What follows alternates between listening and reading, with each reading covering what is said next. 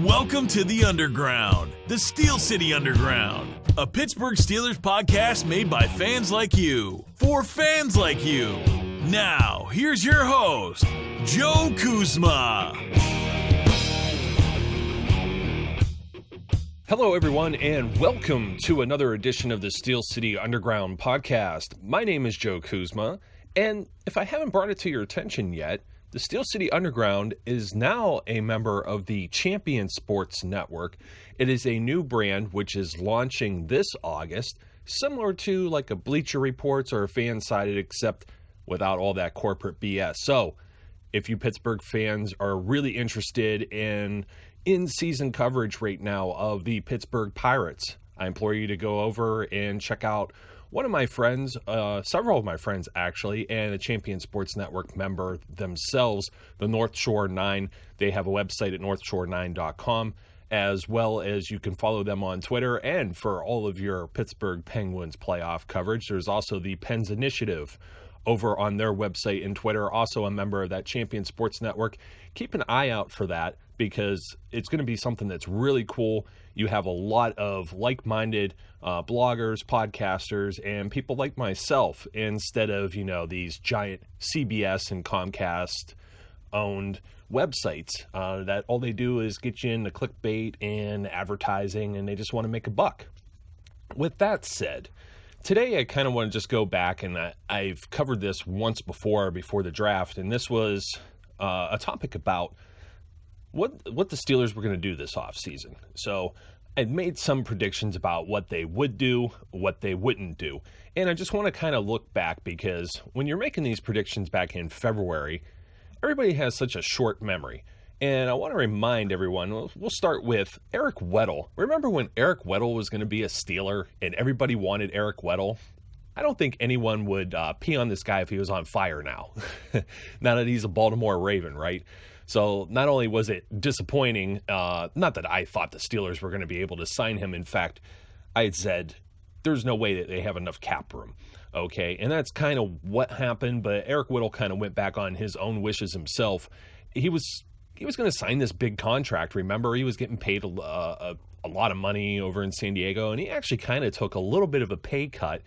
And he said he was going to be willing to take a pay cut to play with a contender. Well, I don't consider the Baltimore Ravens a contender. I think they'll be improved this year. They had a lot of injuries. They've added some pieces like, Mike Wallace is back over there, and they'll get Steve Smith back. And their draft wasn't absolutely terrible. They're patching some of the problems that the Steelers have had for years, which was their offensive line and their secondary. So, unfortunately for Baltimore, I still don't believe that Joe Flacco is necessarily the same level of quarterback as Ben Roethlisberger. There's stability there, but blah, blah, blah. This isn't about the Baltimore Ravens, of course. This is about Eric Weddle and a move that the Steelers did not make during free agency this offseason.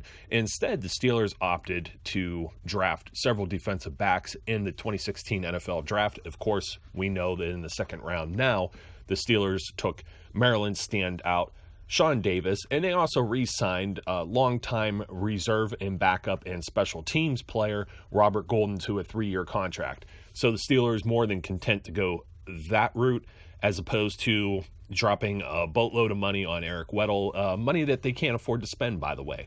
A lot of contracts coming up this year. And I said that was going to kind of be the case with the backup quarterbacks.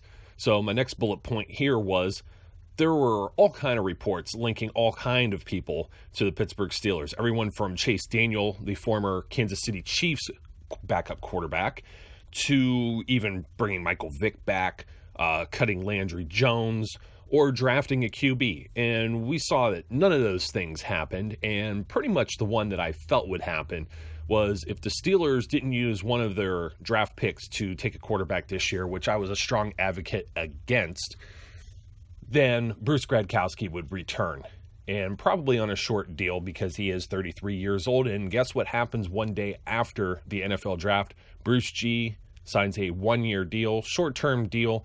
So we're looking at next year, the Steelers probably in the same situation, looking at backup quarterbacks, perhaps next year they will draft one and sign someone else. But then again, the guy I was really high on the Steelers going after, and it wasn't one I made a prediction of because I knew coming off of being a starting quarterback, Brian Hoyer, formerly of the Houston Texans and Cleveland Browns, would just be maybe a tinge too expensive for what the Steelers are looking to spend. So Bruce Gradkowski comes back, and he is basically on a veteran's minimum. He's somewhere in the $800,000 to $850,000 for the one-year contract. That is his range there. So Bruce Gradkowski comes back, and now we have to talk about the corners. Corners. Everyone wanted a cornerback this offseason. And I said that the number one target and priority for the Pittsburgh Steelers would have to be William Gay. He was, without a doubt, the team's number one corner. He would cover, more than often, he would cover a wide receiver one. I can't say that he did that all the time because Ross Cockrell really wanted to do that. And at times you saw how that turned out, not always in the Steelers' favor. But William Gay, according to Pro Football Focus, I've been saying it a million times. I hope I don't jinx the guy for 2016. I really don't, because I've said it a million times. PFF goes out and says and lets us know some really odd statistics that, the average person wouldn't find out. I certainly wouldn't know if they didn't tell me that William Gay did not give up a touchdown in 2015. The only starting corner with a minimum baseline of starts, snaps, and whatnot. Did not give up a touchdown last year. Other corners the Steelers were maybe, dealing with at least this offseason. Brandon Boykin.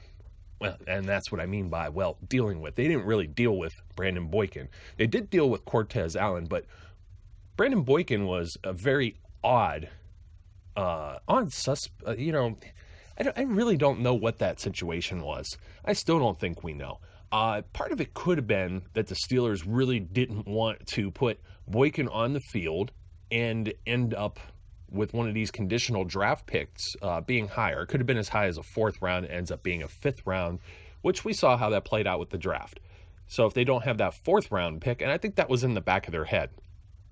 But I think there's something else there too, because they didn't really make an attempt. Boykin did say at some point, like after free agency started, he would be open to coming back to Pittsburgh. And that was kind of like a feeler because this guy had like no interest whatsoever from these teams. It took about 2 weeks before he even got a visit. He goes to like the Carolina Panthers on a weekend or a Monday, and almost instantly signs with them. And that was a really, really small deal too. When you look at something like Bruce Gradkowski, he's making Boykin only got the $840,000 for his contract for a year. So, but I do think that Pittsburgh may have been thinking not only with their pocketbook, or maybe Boykin really thought, one of those things where, hey, you're the front office of the Pittsburgh Steelers. Boykin is trying to extort more money out of you, and you're like, you know what? Just go out there, get some feelers, see what's working out for you. And the guy got like nothing. And he took the only offer he could get, and he got one, a decent one, by a team that was in the Super Bowl last year and had just lost one of their corners now with Josh Norman. So might be a good fit for Brandon Boykin. We'll find out. And then there's Cortez Allen, who I said the Steelers would have to make a move on. I thought they would do maybe the post-June 1st designation like they did with Lamar Woodley, meaning they would kick the can down the road for another year on when they're going to pay the remainder of the guaranteed contract to Cortez Allen. Instead, that the Steelers did not do the post-June 1st, but they still released Allen. They're just going to take that hit this year, and it's kind of good. I think they've learned their lessons as far as the cap room and salary situations. They're not putting themselves in any type of bad situation, knowing, looking ahead at the future, we still have some other players that need long-term deals.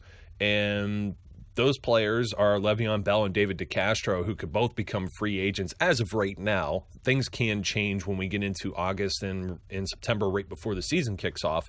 But as of right now, the Steelers are going to need some room. They don't need to room as much now, unless they wanted to give a big upfront bonus and take that hit this year like they did with like Marquise Pouncey, and they've done similar with Cam Hayward when they restructured their contracts. More or less, the Steelers are looking at freeing up that space for next year to rein in a lot of these star players that they've been drafting recently. So, but back on the corners real quick, we did see where the Steelers ended up when they released Cortez Allen, and then they also moved on from Brandon Boykin. So they did re-sign William Gay, but they have replaced the latter two players. Well, one, originally Brandon Boykin was brought in to replace Senquez Golson, last year's second-round draft choice, who never got on the field and was placed on injured reserve at the beginning of the season. So in an odd, or maybe not so odd, turn of events, Senquez Golson, replaced by Brandon Boykin, will now come back and replace Brandon Boykin. So, and then you got the Steelers, of course, with their first-round draft pick, took Artie Burns. So you can't argue when, Cortez Allen's gone, roster spot opened up. Same thing, Antoine Blake gone. Even though Antoine Blake wasn't part of these predictions, I was pretty sure he was going to be gone anyways. So, cornerback situation sorted out. Long-term deals looking ahead. What else was on the radar as far as decisions that needed to be made? And actually, the decision kind of needed to be made by one individual to help the whole organization. And I'm talking about the return of James Harrison. Very exciting to hear that James Harrison has decided that he will return for the 2016 season. Just turned 38 years old last week. The guy looks like he's 28 years old, if you ask me. What a beast. I'm always talking about his Instagram videos and everything else. So you got to check out some of this stuff. If you're on the internet, just search for James Harrison workouts. The guy looks like somebody like Arnold Schwarzenegger or like a Mr. T or one of these like 80s icons that are, just ripped and jacked and just throwing around weights. It looks like a superhero. It's pretty darn cool. So that pretty much wraps up where we're at with the predictions so far. The one thing I didn't mention, and this was also on an article on the SteelCityUnderground.com website, I haven't made a decision yet on what the Steelers, and of course the Steelers haven't made a decision, but I don't have a fine opinion on what the Steelers will do about Sean Swisham. I have a feeling, in a cost-cutting measure, they're going to end up trading Sean Swisham. They may end up releasing him at the end of camp, which happens to a lot of kickers. So you're going to have a battle this year. As long as Swisham is actually healthy, some of the money will be due to him as far as a guarantee because he is injured, and by terms of the contract too.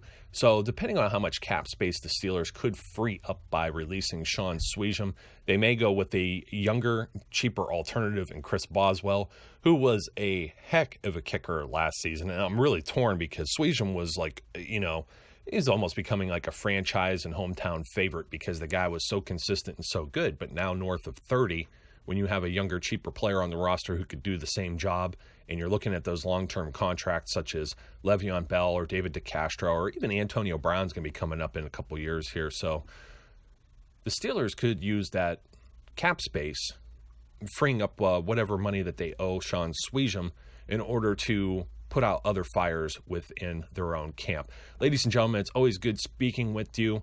If you want to check out any of the other podcasts or articles that we have, head on over to SteelCityUnderground.com, and don't forget to rate and review us on your favorite podcasting platform, and also make sure you tell your friends. I will speak with you again soon. Take care.